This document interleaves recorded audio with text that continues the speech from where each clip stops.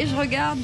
C'est une journée impaire. Oui. Bonjour Cédric Cizère. Et les journées impaires, vous êtes en super forme. Vous avez remarqué ça aussi? Ouais, je sais pas pourquoi. Je sais pas pourquoi, c'est un truc comme ça, depuis tout petit. Bonjour mes chers compatriotes, c'est incroyable. Et en plus aujourd'hui, je suis encore plus en forme parce qu'on fête le 5e anniversaire de l'arrivée de Samuel Etienne à la tête d'un des jeux les plus célèbres de la télévision. Ah ouais.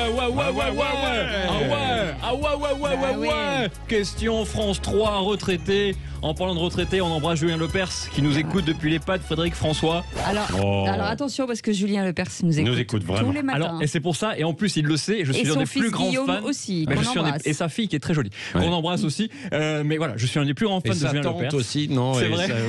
Son grand-oncle aussi, il nous appelle au 0826 300. Ouais. Non, mais c'est vrai que Julien Lepers, il est plus en forme que moi à son âge. Eh ben, qui nous appelle, ça me ferait plaisir. Moi, j'adore Question pour un champion, mais c'est trop dur. J'y ai participé une fois en tant que candidat. C'était tellement dur que j'ai été capable de répondre qu'à une seule question. Ouais. Vous habitez où?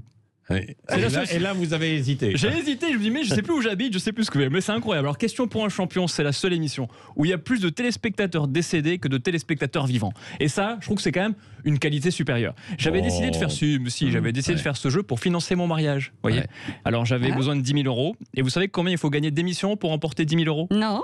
10 000. Voilà. C'est 1 euro par euro, malheureusement, cette émission. C'est beaucoup. C'est beaucoup. Alors, d'ailleurs, Cécile. Salut Samuel Etienne, qui était l'invité d'ailleurs de Gilles Gansman et Valérie Expert hier. Qui cartonne sur Twitch, je regarde tout le temps. Alors, d'ailleurs, Cécile, est-ce que vous avez eu une demande en mariage exceptionnelle, par exemple? Demande en mariage exceptionnelle. Je sais pas, sur une montgolfière, sur un catamaran aux Seychelles, par mail? Non, j'ai eu un mot sur le siège de ma voiture. Ah oui, donc c'est pas trop fait chier. Ou vous n'avez pas fait chier quand même? Oui, avec une rose, c'était sympa le matin. Et vous avez dit non, bien sûr. Original. J'ai dit ben oui, finalement. Ah, vous avez dit oui. J'ai bien réfléchi, j'ai mis du temps, mais j'ai dit oui. Bon, finalement, ça va. J'aurais dû dire non, mais j'ai dit oui. Comme tout le monde, comme vous inquiétez pas, on en est tous là. Alors, un auditeur m'a prévenu qu'il allait. Non, pas à part vous, Patrick, parce que vous avez trouvé l'amour, le vrai, le pur. Oui. Un auditeur m'a prévenu qu'il allait demander sa fiancée en mariage hier soir, et il m'a laissé un message juste après pour me donner la réponse. Je sais pas, donc suspense. J'espère, je croise les doigts. On y va. Bonjour, je suis Raymond Saint-Michel. Bon Cédric, voilà, comme prévu, j'ai demandé ma fiancée en mariage ce soir. Ouais. Et je suis dégoûté parce qu'elle a dit non, quoi. Ah. Pourtant, j'ai fait apparaître son visage sur la lune avec écrit Monique, veux-tu m'épouser? Mais elle m'a dit que c'était trop simple. Ah. Elle m'a quitté là. Ah bon? Et je comprends pas parce que ça se passait tellement bien entre nous, jamais une dispute, jamais un désaccord. Alors qu'on est en couple depuis 15 jours? Bah non, 15 jours. Ouais, 15 jours, c'est ça, 15 jours. Alors désolé pour vous, Raymond, dites-vous qu'avec l'argent économisé pour le mariage, vous pouvez faire 3 fois le tour du monde, plus acheter une maison, plus un iPhone 5. Oui, parce que je rappelle que l'iPhone 5 coûte 10 ans après 1 983 € et encore reconditionné quand même. Et pour la demande en mariage que j'avais faite, moi j'avais tout prévu, j'avais mis une alliance au fond du verre de champagne, vous savez, de ma fiancée.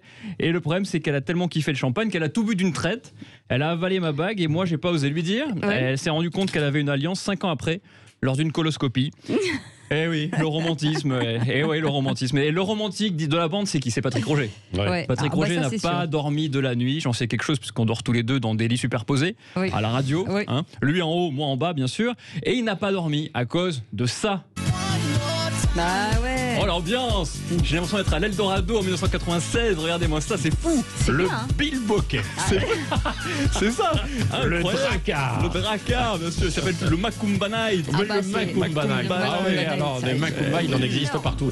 Il en existait malheureusement. De moins en parce que oui, c'est vrai avec le Covid. 30% de moins malheureusement. Les DJ et les patrons évidemment de discothèques, plus de 30%. Ils sont tous fermés. Oui, mais en tout cas voilà. One More Time, c'est ce que me dit souvent ma femme. C'est la première fois qu'on passe sur Sud Radio une chanson qui a moins de 47 ans. Tu peux couper Richard, c'est bon. Daft Punk, sinon je vais danser, je vais me lever. Ouais. Les Daft Punk se sont séparés. Voilà, vous en avez parlé il y a quelques instants. Patrick, vous n'avez pas été autant traumatisé depuis la séparation de David et Jonathan? Non. Ouais. Hein? C'est plus votre style, ça. Oh là là là là, attendez, ça me donne mal à la tête. Ah, vous avez mal à la tête, je croyais. Alors, comme il a mal à la tête, on coupe. On adorait. Bien sûr qu'on adorait. Et Daft Punk aussi, mais ça fait 8 ans qu'on les entend plus, donc ça va. On n'est pas non plus hyper choqués. Si ça fait 8 ans que tu es séparé avec ta femme. Mais non, écoute. Oui, mais bien sûr, mais on pourra continuer. Mais si ça fait 8 ans que tu es séparé avec ta femme et que tu divorces 8 ans plus tard, tu t'y attends un petit peu. Donc ça va, tu vas pas non plus faire un burn-out. Non, ça c'est Jean Castex qui parle comme ça. Non, mais limite, il faut faire une minute de silence. Calmons-nous, hein. Tant qu'on a encore Vita et Slimane. Ah oui. Tout va bien. Ah oui, et puis on a survécu à la séparation de Bataille et Fontaine. C'est quand même beaucoup plus fort que Daft Punk. C'est vrai. C'est beaucoup plus fort. D'ailleurs, il n'existe aucun être humain capable de me dire qui est Bataille et qui est Fontaine, à part vous, Cécile. Non, c'est vrai. J'ai travaillé avec eux, mais je ne sais pas. Impossible. Alors que vous avez vécu 3 ans avec eux en trouble. Donc vous savez même pas. Non, je ne sais jamais. Mais on à ne chaque sait fois, c'est pas. la surprise. C'est comme les frérots de la Vega, on ne sait pas qui est qui. Bon alors, et notre ami Nikos a tenu à nous laisser un message pour nous expliquer en exclusivité pourquoi les Daft Punk se sont séparés, parce qu'on sait pas. Ah oui. Salut les loups, salut Cécile, celle dont le sourire s'impose dans le souffle du crépuscule de la vie, comme l'écume s'envole dans l'incandescence de l'espace. Oui, ça veut rien dire, mais ça fait philosophe. Daft Punk se sépare, mais une séparation n'est que le prolongement de l'existence vers l'infinie saveur de l'inexorable. J'ai pas compris, Nikos, là. Ok, bon, ils se séparent parce qu'ils peuvent plus se blairer. Ah oui, voilà. Mais c'est plus simple. Mais Nikos, il a les infos. Il a toutes les infos, vous le savez. C'était mieux dit avant. Hein. Exactement. Mais en tout cas, il vous aime bien, Cécile. Alors, on ne connaîtra jamais leur visage, mais je sais, moi, qui étaient les Daft Punk. C'était Olivier Véran et Jean Castex. Bien sûr que oui.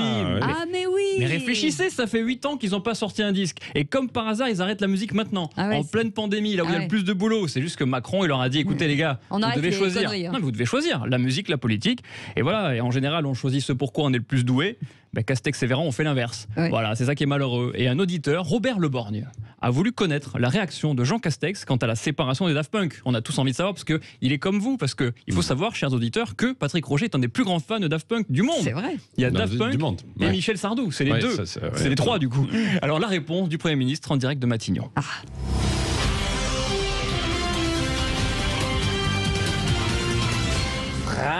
Français, le gouvernement est triste d'apprendre la séparation du groupe Daft Punk. Avec eux, j'ai un point commun. Dans la rue, personne ne me reconnaît. C'est vrai, hein, le pauvre. Même au bout de 5 ans, je pense que ça marchera pas. Même sans casque. Il faut qu'il mette une cagoule avec son nom dessus. Ça serait comme bien. Les enfants. Ça serait pas mal. On va y réfléchir. Merci beaucoup. À retrouver bien sûr un podcast sur sudradio.fr. On le sait. On fera une minute de silence ou pas pour Daft Punk? Non, pas du tout. Parce que, écoutez, vous savez que tous ces gens là qui se séparent et qui au bout de 5 ans reviennent ensemble. C'est vrai. Je parle Non, mais surtout qu'on peut toujours les écouter. Donc, bien sûr. Sur Sud Radio, il y aura une spéciale Daft Punk, je pense. Oui, absolument.